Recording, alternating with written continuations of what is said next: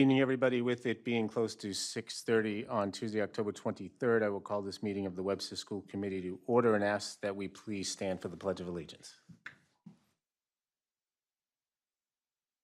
Pledge allegiance to the flag of the United States of America, to the republic for which it stands, one nation, under God, indivisible, with liberty and justice. Hope everybody survived the interesting weather we had in the last couple hours. First item on the agenda, I will entertain a motion to approve the minutes from our October 9, 2018 meeting. So moved. Second. There's a motion and a second. Any further discussion? Hearing none. Laurie, would you poll the committee, please?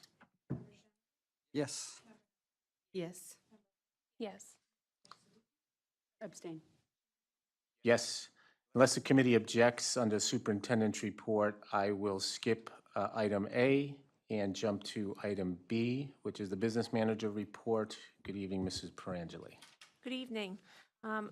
In front of you on your desks, you should have a copy of this, which was handed out tonight. It wasn't in your packet because I wasn't going to give the detail. I was just kind of going to give a brief summary of where we are with the grants. But as I was working on that, I thought it would be good information for you all to see. And, you know, sometimes when you're looking at the numbers, it makes a difference, and it's helpful to have it in front of you. So we have been closing out our FY18 grants in the new system that DESI has, which is Grantium. They started that system last year. So this is the first full closeout year we're doing in that system. It has been a process. It is new for them, it's new for us, and there is a learning curve all the way around for everybody. So as you can see, typically grants that close out on June 30th have a 60-day window, and then they should be closed out. Grants that end on August 31st have until the end of October to close out.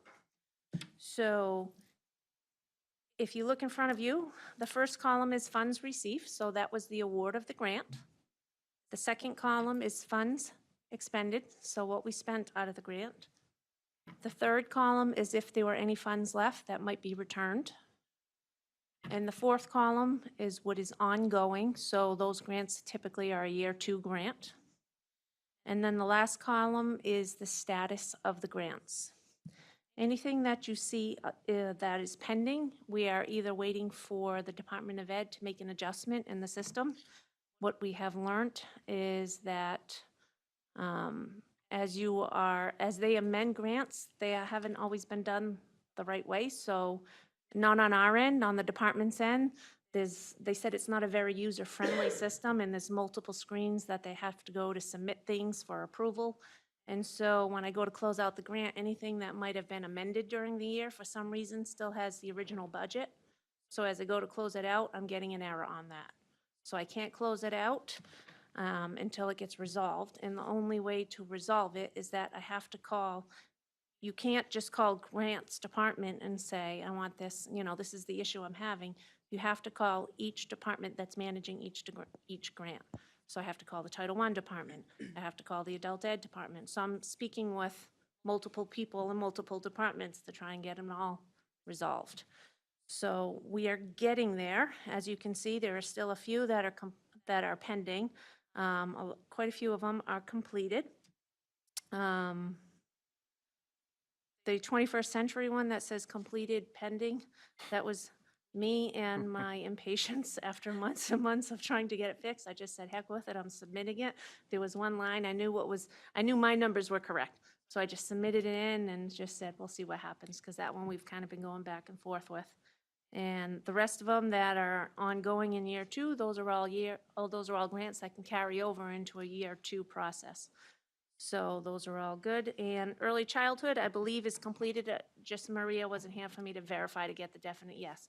But that's all closed out. I know we've paid the MTRS portion, so I believe that's all done.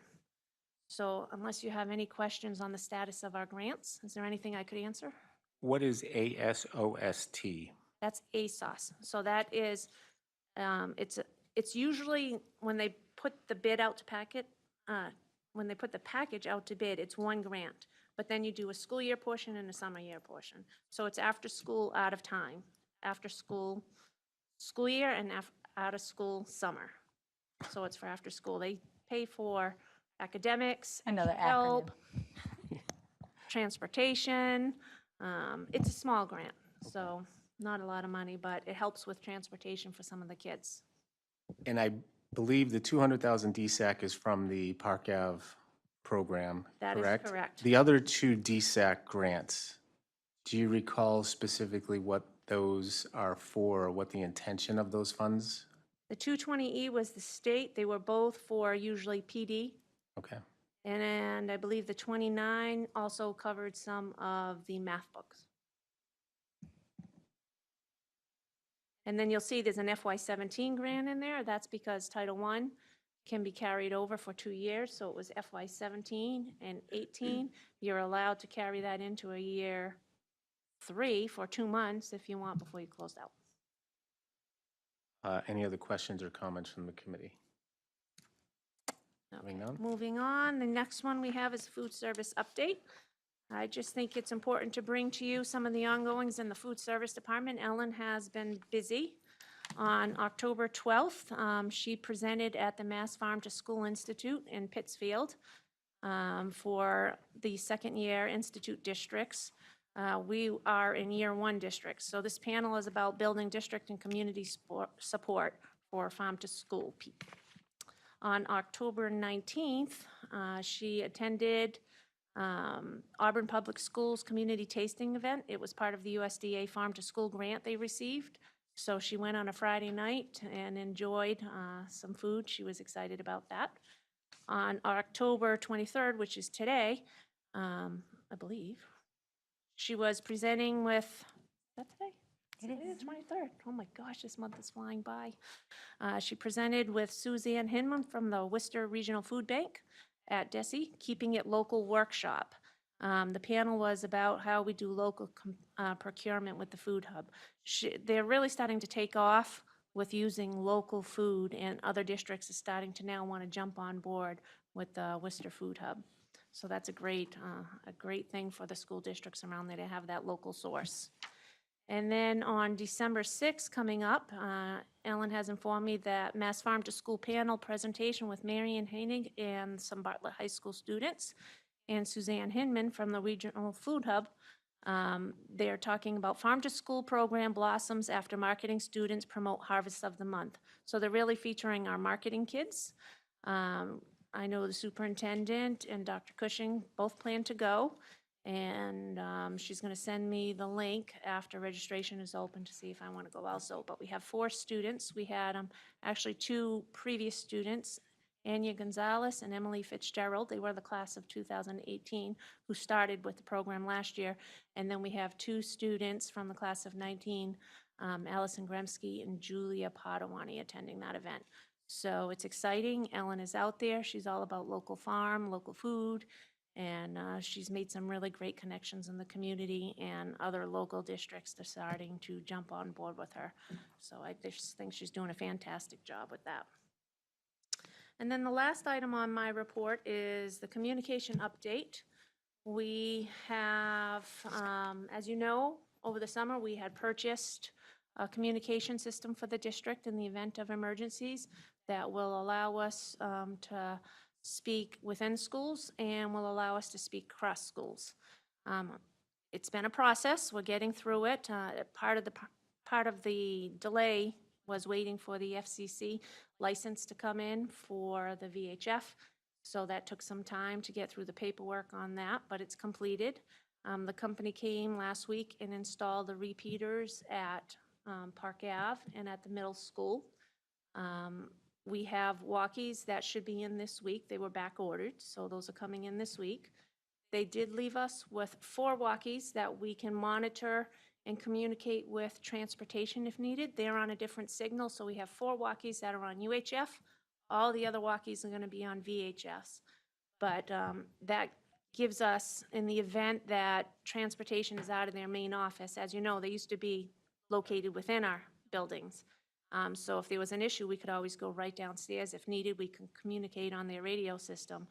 Since the last year and moving, they've relocated and we're here. This gives us the ability to communicate if nobody's in the office. Because many times, if a driver's out or there's needed, they all pitch in, they all drive, and the office might be unmanned. So this gives us the ability to communicate directly with the buses.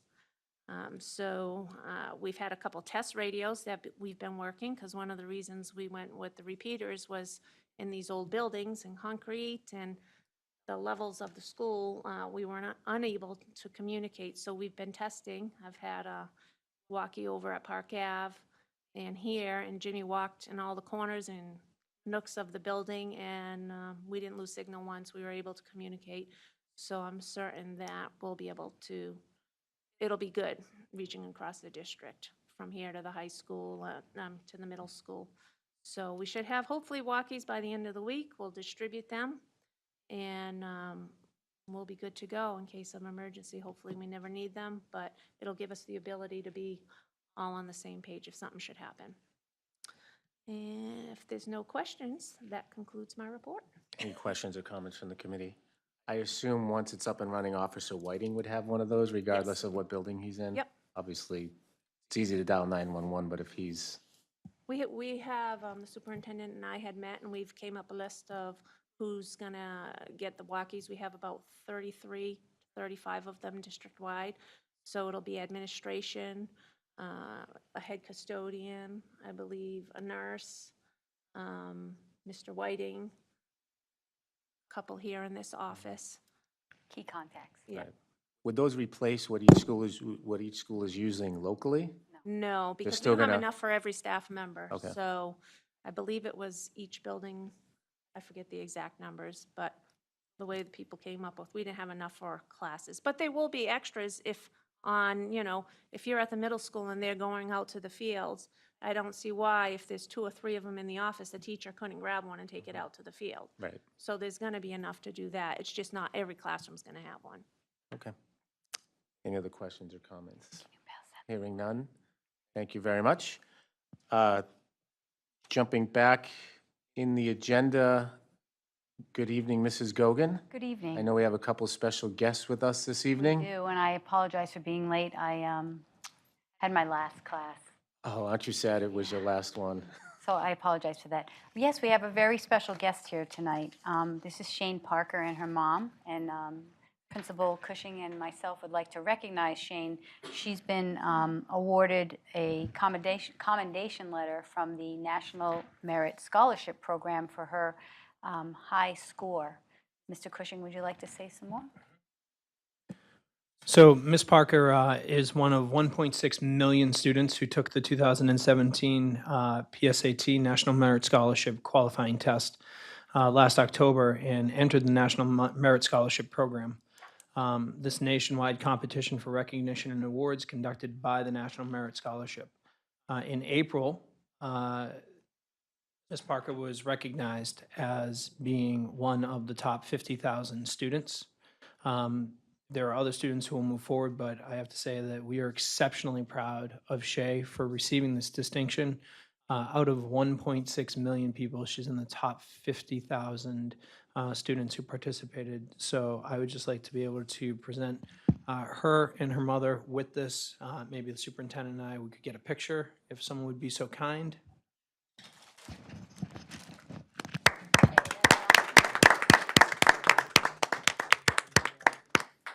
Good job.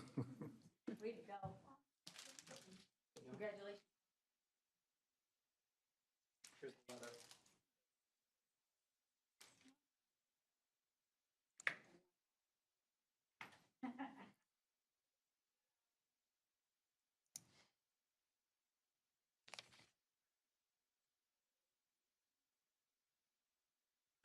Let me just quickly say that on behalf of the entire committee, congratulations. You are an example of what is the best of our school district.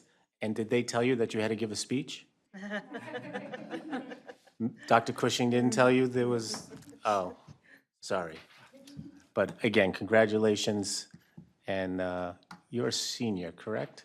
Good luck with the rest of your senior year. I'm sure it'll be very uneventful, as Mariah keeps telling us. So congratulations. Nice job, Shay. Thank you. You're welcome. Okay, I do have an update for you that is medium in length. I would like to give you a personnel update. We have had 3 recent resignations. Jennifer Pepe from Life Skills in the high school, Jane Walsh, an ABA at the high school, and Amy Sharon, a paraprofessional at the middle school. They have recently resigned. I would also like to let you know that we have received 3 retirements for the end of the year.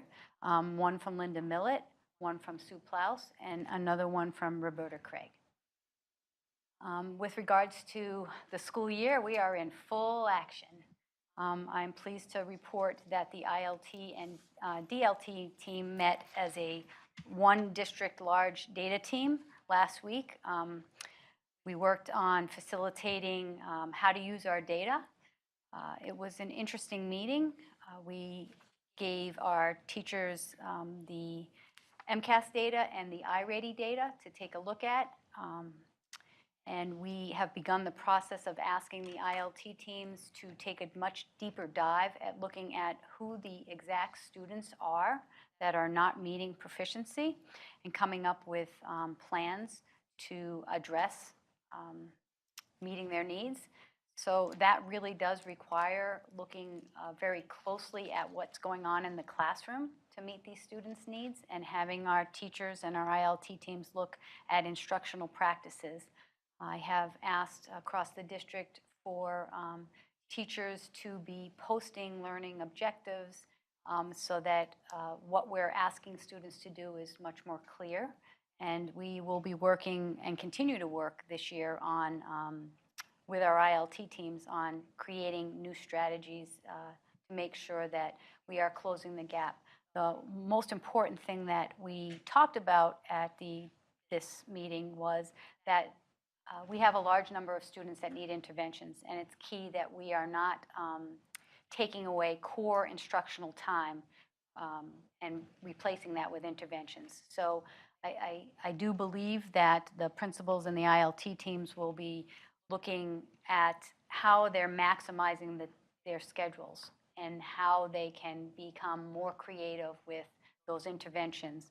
And as a district, we are very lucky to have grants and have after-school programming. And so we have to look at who the students are that are accessing them. And if we're not targeting the right students, we really need to look at the data. So I think it was a very productive group meeting, and there's ongoing work that will be coming from that you will see. I would like to let you know that we attended the town meeting. Kelly and Kathy and Monique and myself had the opportunity to be there.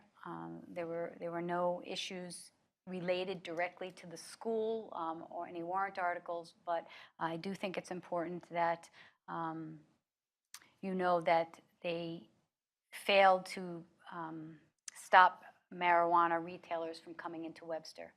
I just want to publicly say that I, as the educator, lead educator in the school, that I'm a little concerned about that in terms of our students. We want to keep drugs away from them, and so I'm a little worried about that. On a more positive note, we are, I think, doing a very good job this year at building stronger partnerships with new companies, and you're going to hear about a trip to Unum. I'm not going to share it. You are, right? And we are, as I've been sharing, working with MAFRE, and Boston Children's Hospital is working with us to present safety programming to our students. They started this week at Park Avenue Elementary School with their Think First program. They are going classroom to classroom. We originally thought they were going to come in for a week at a time, but we had to change the dates due to some of their needs in Boston. So they'll be in and out of the elementary school. They are looking and would like to actually film us and use our school as some good PR with what they're doing. So we're in the process of putting that together. After they do Think First over at the elementary school, they'll be over at the Webster Middle School doing a brain presentation. That will be in more of a group setting because I think that will work best. The principal's AJAC thought that would work best. They Boston Children's Hospital will be at our open houses. They will have a table at our open houses at all 3 of the schools, and so will the Opiate Task Force from Webster. I'm pleased to let you know that the students in Marianne Honig's Business and Marketing class are working on a flyer for the Opiate Task Force. There's a panel discussion and informational evening that's going to be happening on November 15th at the Gladys E. Kelly Library. And the task force was thrilled to have our students sort of be able to put in play some of the skills that they're learning. And so there's been a couple drafts of the flyer, and they're going back and forth and learning how to take critical feedback from clients and apply it and change it to meet clients' needs. So I think it's a wonderful experience for our kids.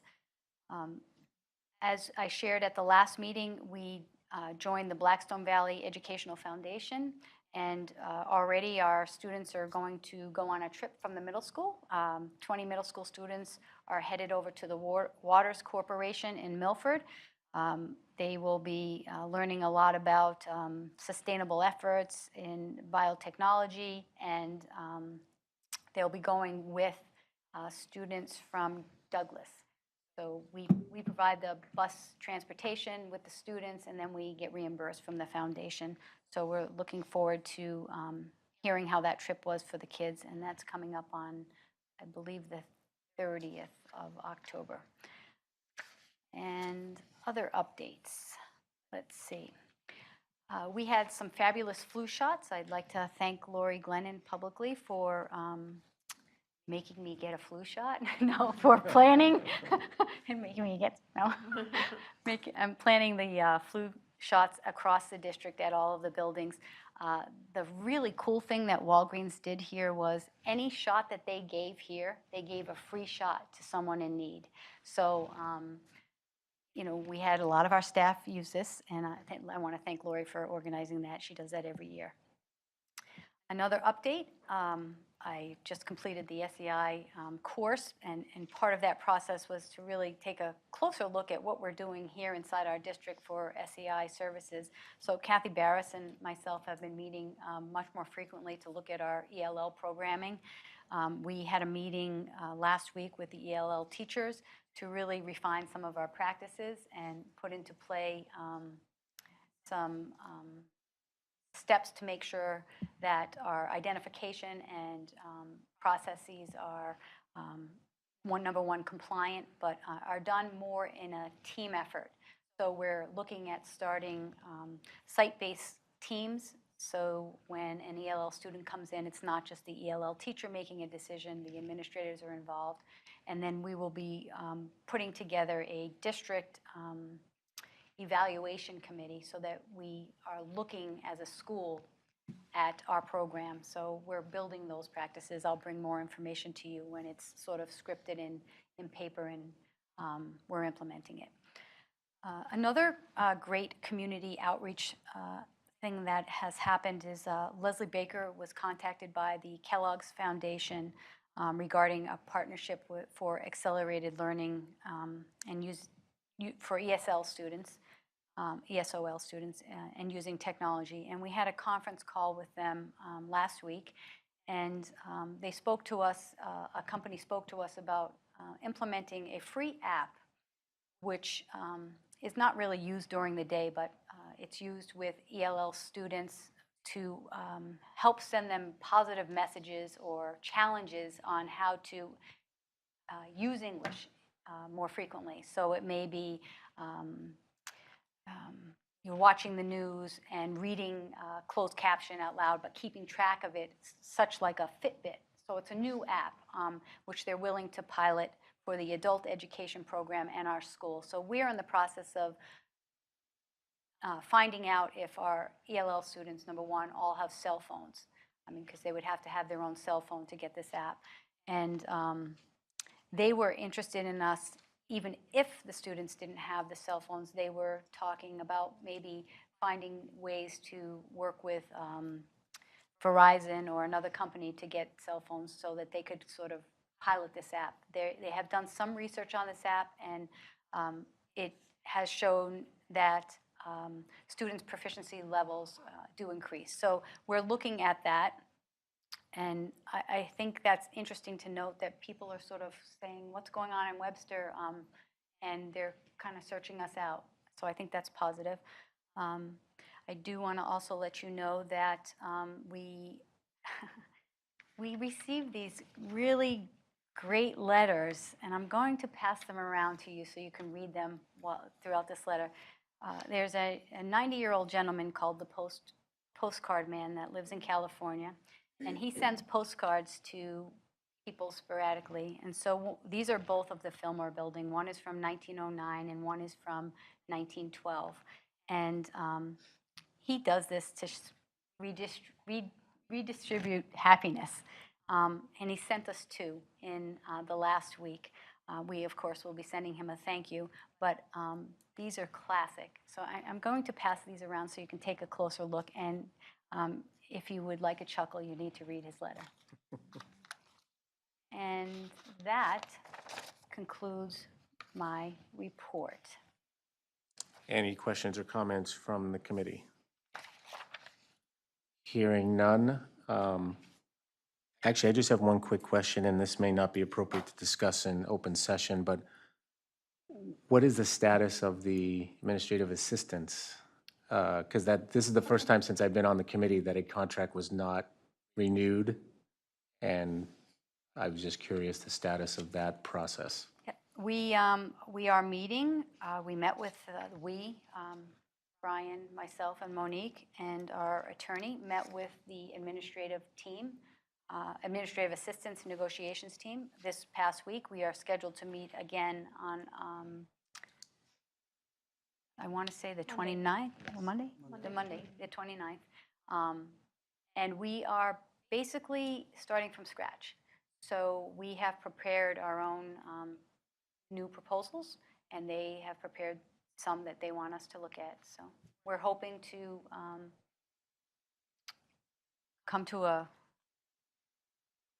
conclusion soon. It's not typical that we're in the middle of the year and we don't have a contract. So again, not ever being a member of the union or a union, do the aspects of the existing contract that expired just roll over automatically? Is that language in the contract? We are living by the last contract. Okay. And that's just a verbal agreement by the two? I think that's the way it happens when you don't negotiate. You fall back to the last contract. Okay. Any other questions or comment? I blame Mr. Shenever, but I probably shouldn't say that in public. Yeah, I'll take the mic. Thank you very much for your report, and congratulations on graduating from Thank you. your class. Thank you. If Dr. Cushing doesn't object and the members don't object, I was going to skip down to the student update. Mariah keeps telling me she gets all this homework from Bartlett, and I feel bad when she has to sit here and think of all these tasks that she has to do. So unless there's an objection, I will skip down to item 3, the student update. Mariah Belletti. Good evening, Mariah. Good evening. So first, I'll start off with academics. We have the financial aid night on this Wednesday, October 24th, and that starts at 6 p.m. And it's advised that juniors and especially the seniors go with their parents to see how the financial aid process works. Quarter 1 grades will be closing November 2nd. Then also for the seniors, early action and early decision deadlines are coming up soon for college applications. Most of them are November 1st, and some are also November 15th. For athletics, we have the golf finished their regular season with victories 11-5, and they made it into the Central Mass District tournaments. For volleyball, we have the varsity and JV volleyball won against Worcester North, and I actually sold for DECA today at the game tonight, and JV won their game. I'm not too sure about the varsity because we left before we got to find out. Football won its homecoming game against Quabog. The girls soccer team won against Southbridge. Boys and girls cross-country teams won against Northbridge. Boys soccer team won against Oxford. They also had a game tonight. I'm not sure how that went because I knew they had like a weather scenario. As you could tell, it was hailing outside earlier today. So I'm not sure how that ended. I know they did have 4 wins in a row, and they also qualified for districts. And the cheerleading team had the Shepherd Hill Fall Invitational Competition on Saturday, October 20th. For school clubs, we have DECA. They're selling the long sleeve T-shirts that say, I think they say Bartlett Indians on the sides. They come in 3 different colors. I believe they're $20 each, and that's to raise money for our competitions coming up soon. And they are also selling senior sweatshirts already. So all those will hopefully, they will be in for the Thanksgiving pep rally.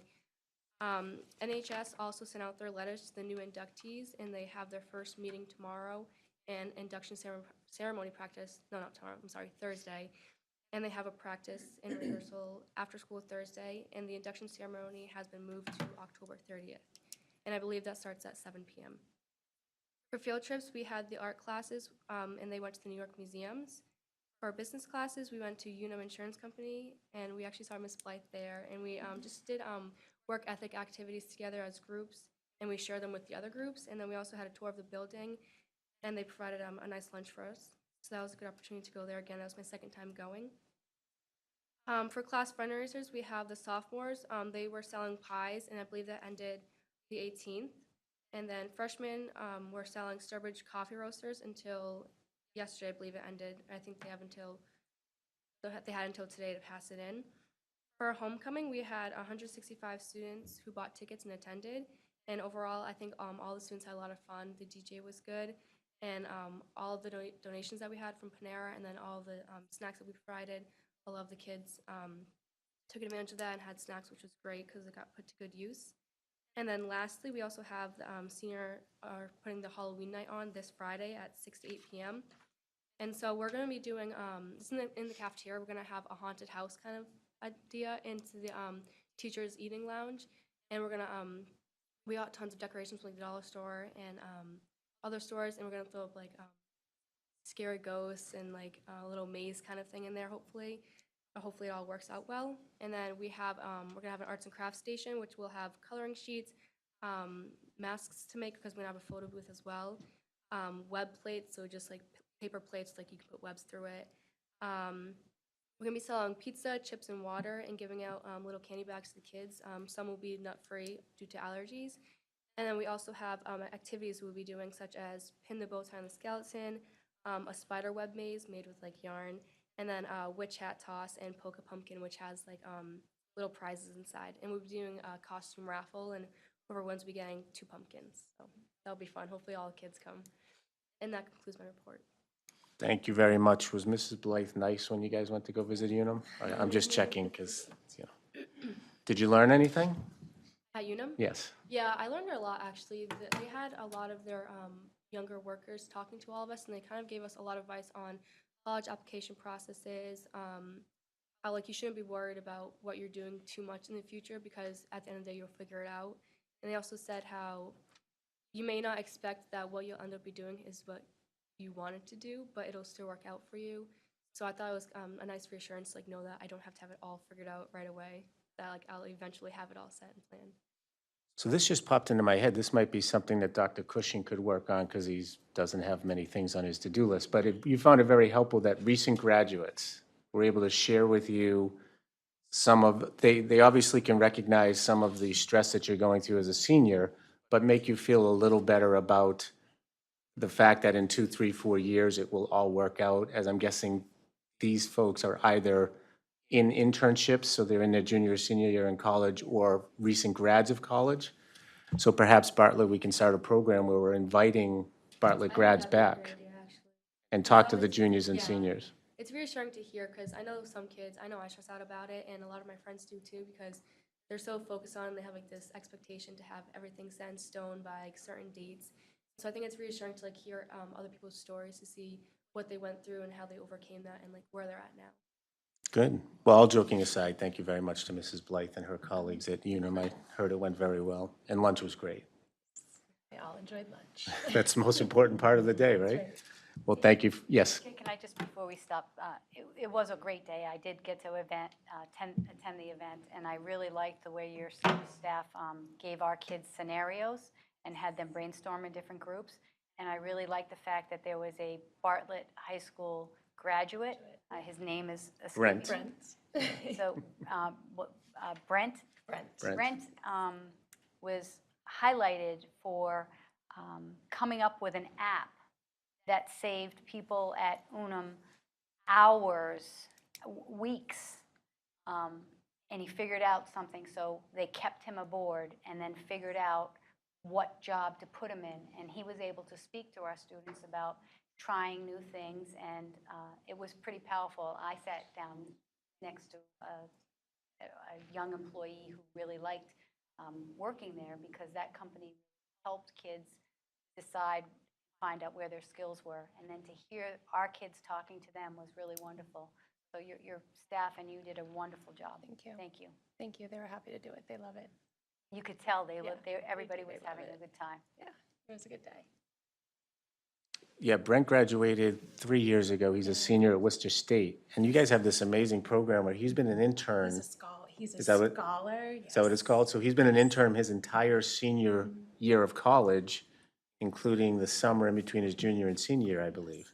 Yes. So we have internships that start out in the summer, and then you can work through your school year, and they call those scholar positions because they work all year.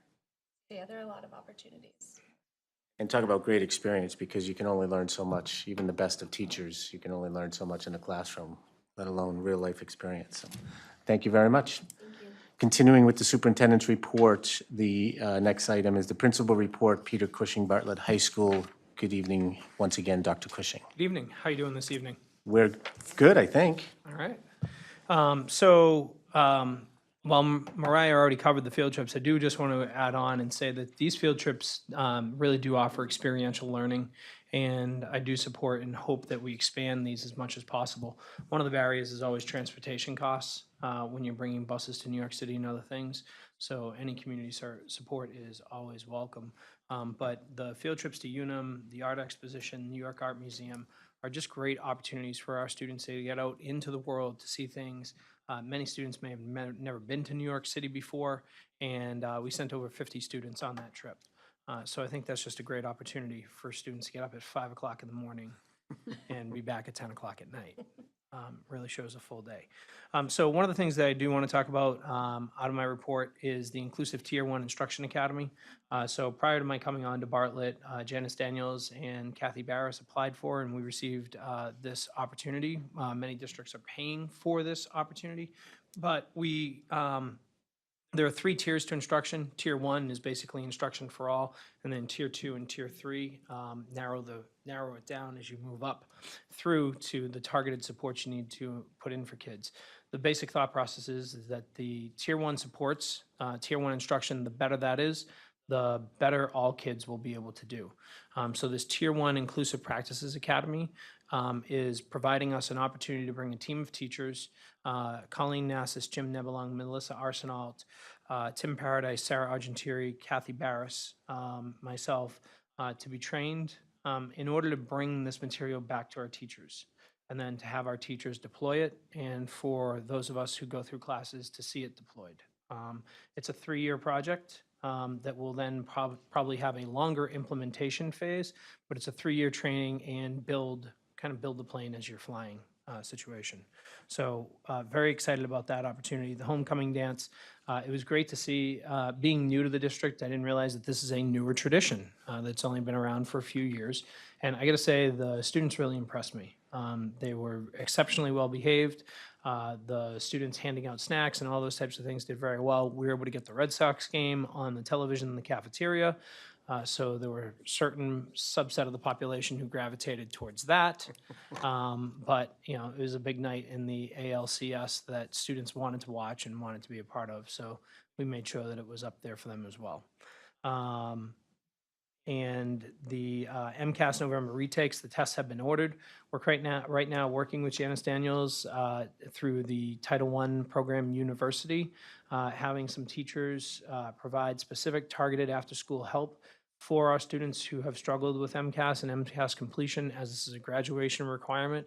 We want to make sure that we are doing the best we can to have students receive their diploma and not just a certificate of attainment. We have students that we are outreaching to so that they will come back, even though that they may have received a certificate of attainment, they can still receive a diploma. And I think that's a great thing. for us to be able to do. There were just two quick additions that I had. The Hall of Fame dinner is this Saturday night down at the Raceway. So I believe that invitations were sent out by the Hall of Fame committee. No? Okay. And the CPM math training this Friday and Saturday. Our teachers in our math department, we talk about productive struggles for kids. Our teachers in our math department are doing productive struggle themselves, deploying a new curriculum, really working with our students to rethink how our students struggle. And if we're talking about businesses, looking at the soft skills that businesses want, that perseverance, that ability to problem solve, those types of skills, I believe that CPM is definitely helping our students with that. And there'll be a full day training this Friday, embedded with teachers as they're in classrooms, and then teachers are coming in from 8 a.m. till noon on Saturday. Then that's the first of 4 Saturdays that they're participating in between now and March, if I remember correctly. So that is my report at this time. Any questions or comments for Dr. Cushing? Actually, your last comment is somewhat related to a question I was going to ask you. So last week I was reading the MSAC on Twitter posts sometimes links to these interesting articles.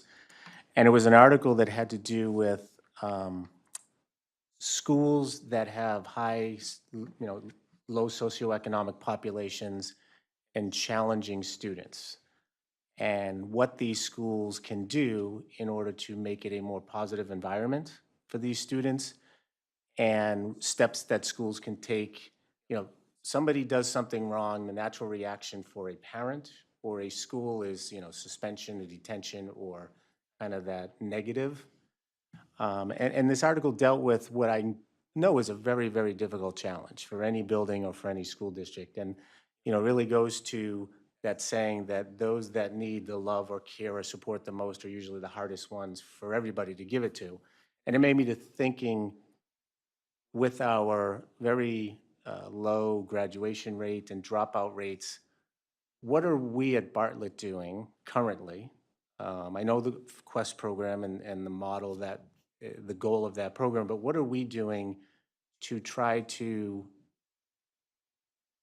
get these children who are not easy kids to deal with feel more welcomed and possibly make them want to come to school more often? And honestly, if we're not doing much, because I know you're relatively new to the school, are there plans in your long-term range that we can improve in making those kids feel more welcome? And just, I know there's a very positive environment for the vast majority of our students, but I'm thinking again of that 10, 15% of the kids that, I'm guessing are not easy to deal with on a daily basis. Yeah, it's interesting. If you'll just indulge me while I break out my phone, just around 5:30 tonight, I tweeted out I'm fairly new to Twitter, and I tweeted out a little infographic from Education Week, and it says, research is clear that we don't have time not to build relationships because you can't get to Bloom without going through Maslow. And so talking about Maslow's hierarchy of needs and meeting students' needs. And it's interesting, there'll be an article that I'll be happy to forward to people that I was discussing with the superintendent today, just briefly, co-authored by a woman by the name of Jess Minahan. Jess Minahan wrote a book called The Behavior Code. She's a BCBA, extremely well regarded. She's presented at the MSAA that I'm a member of on the board of directors for numerous times. And she really hits it home when you think about kids who are coming to us. We don't know exactly what our students are right now doing at home, their home lives, where they come to us from those 6.5-hour days. And I think that one of the things that I've been really hammering home this year with teachers and really trying to work with them on, and I'm sure that it was done before I got here, is relationship building. All right, we need to build relationships with students through the Maslow's hierarchy of needs in order to fully engage Bloom's taxonomy, and in order to get to the learning. And there was another infographic that I shared today that talks about the social emotional health and welfare of students, behavior and academics, those 3 things behind the tiers of instruction. If we're not meeting students' social emotional needs, if we're not drilling down to the core of why it happened, In a class of 25 or 30 students, be it kindergarten through 12th grade, I don't know what that kid's night was the night before. I don't know how that student's morning was. I don't know what their personal experience was. But when they get to our doors, it's our responsibility to work through with them. Every behavior has a function, all right? And it's the student's way of communicating with their teachers and with the adults in the building. And don't get me wrong, there are certain times that there are certain things that suspension and other things unfortunately need to be. But one of the things that we're doing at Bartlett is we're actively trying to look at our student handbook, and we'll be with the school site council. But we're even taking into consideration right now, our handbook has essentially mandatory minimums, where it says for this offense, you get 5 days. Okay, so 5 days out of 180 days. I was never a math person, but man, that's a high percentage to me. Or 3 days for this. And so we're trying to, the students can't learn if they're not here. And so we need to make sure they're in the classroom. So just to, we're hitting home on relationships, building relationships with students, appropriate relationships with students. We're building on looking at our handbook, looking at our discipline, looking at how we're doing things, and really focusing, I think, through that Tier 1 Instructional Academy as a vehicle to do it. It's not the answer, but it's a vehicle to do certain things, to really look at our instruction and how we're connecting with our students. I agree with you that we need to, and many schools need to do a much better job. It's one of the reasons why the law was changed a few years ago, considering suspension. And I definitely, am looking forward to the many different ways that we can over, I'd say, some people say 3 to 5 year. I'd really like to look 1 to 3 year, because you think about it, we have students for 4 years at the high school, in theory. And, we have those students for 4 years, and a 1 to 3 year plan doesn't really work for them. Or a 3 to 5 year plan doesn't really work for them. So we need to shorten our timetable and really be proactive. Thank you. Any other questions? Mr. Chair. So one of the things that you just said that I really appreciate is every behavior has a function. We have not heard that enough. And I think that needs to be messaged to all teachers, to have that level of understanding so that they're not always frustrated or always making excuses for why the students are behaving the way that they behave. Every behavior does have a function, so that's refreshing. Thank you. Any other comments or questions from the committee? Hearing none, thank you very much for your report, and good luck Friday night, which I believe is senior night. Oh, yes, it is. Yes. Yes, Yeah. yes, it is. That's what I was told, at least. It's also, so for those, we're talking about Boston College football. No, we're talking Bartlett football. No, Bartlett is, that's right, Bartlett is senior night. Yes, I hope we. No will do very offense, well. but Bartlett's much more important than BC. yeah, especially for us Notre Dame fans. I have no idea what you're talking about. Why is BC BC playing? is playing Miami on Friday evening. Oh, that's a scheduling conflict. It is. Bartlett will win out. Thank you for your report. Yep. Next item on the agenda is old business. Under old business, the first item is FY20 budget update. Mrs. Brangeli? Yes, yep. This is going to be a running item through February, probably, just to give you updates of what's going on. We are currently working in the office, meeting with principals. I had met with Dr. Cushing and Robin Parmley at Park Ave, just being new principals coming in this year. We spent some time reviewing current budgets, past practice, and what to look for in new budgets coming up. So I know they've left. They both actively have gone back and are meeting with their staff. I believe you met with your staff today. So they'll be bringing budgets forward shortly. I received Mr. Zajak's budget today. And we will start meeting as a team within the next week or so to review budgets. On the town side of things, I know the town administrator is actively looking at insurance and looking at ways to save money. So he had emailed us a couple of options. They're looking at some joint purchasing groups for some cost savings for health insurance. So I think that's going to be a good alternative. He's hopeful in that. So that will help going into the FY20 budget season. as we begin to meet as a group and to really dig deep into the budget and prioritize what we're going to do going forward. So that's really all I have for updates on the 20 budget for now. Thank you. Any questions or comments for Mrs. Perangeli? Hearing none, next item under old business is acceptance of additional scholarship funds from the R. Mildred Zuckerman Estate. Back at our August 28th meeting, we were gracious enough to receive and accepted a $19,000 scholarship from the R. Mildred Zuckerman Estate. The central office has been notified, or actually the actual check received, the final amount awarded was $19,558.65. So per school committee policy, we do need to accept the updated amount. Once again, our sincerest appreciation to the R. Mildred Zuckerman Estate for their generous donation. And I will entertain a motion to accept the award of $19,558.65. So moved. Second. There's a motion and a second. Any further discussion? Hearing none, Laurie, would you poll the committee, please? Yes. Yes. Yes. Yes. Yes. Next item is new business. The first item under new business is appoint school committee member to instructional assistance contract negotiations. We have received a letter from Ms. Boyso, who is the president of the Webster Paraprofessionals Association, requesting that we begin contract negotiations for their contract that I believe expires June 30th. Again, per school committee policy, we typically do have a school committee member who, in conjunction with the administration team, works on the negotiation of that contract. With that being said, are there any members who are interested in being the school committee representative?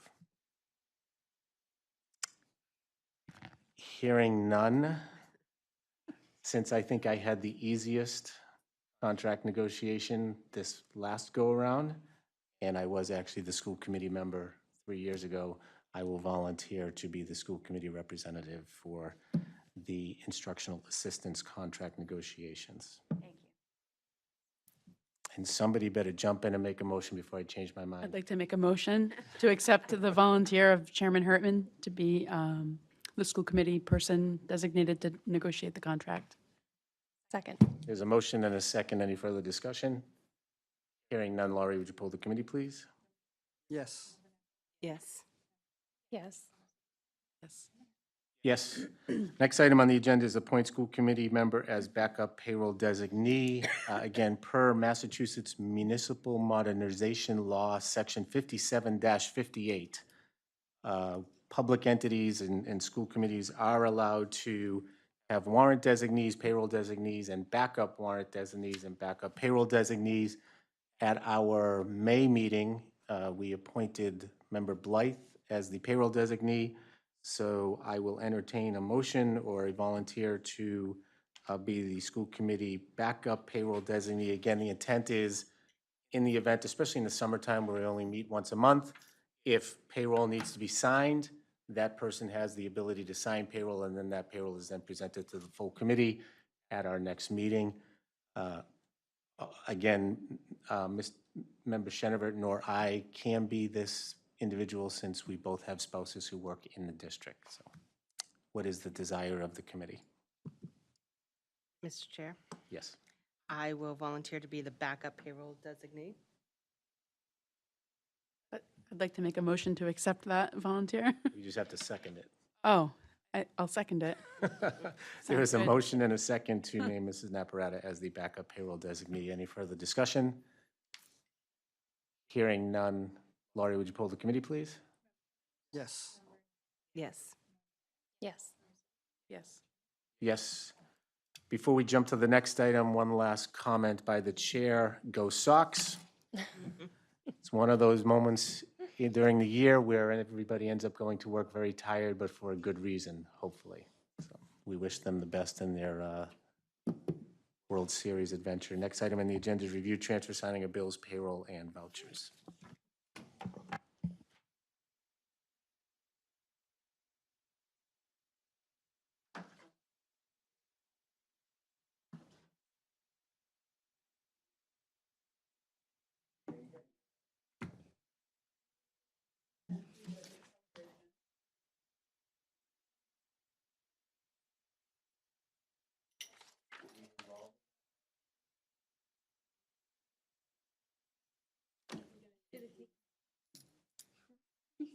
know, right? Right? Huh?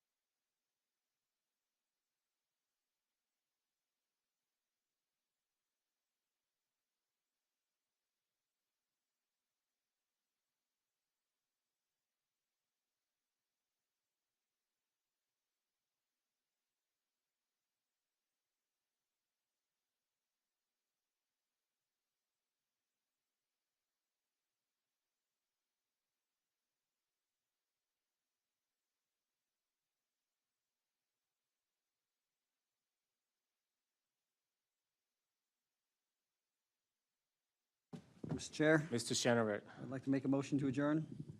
Second. there's a motion and a second. Any further discussion? Hearing none. Laurie, would you pull the committee, please? Yes. Yes. Yes. Yes. Yes, meeting adjourned.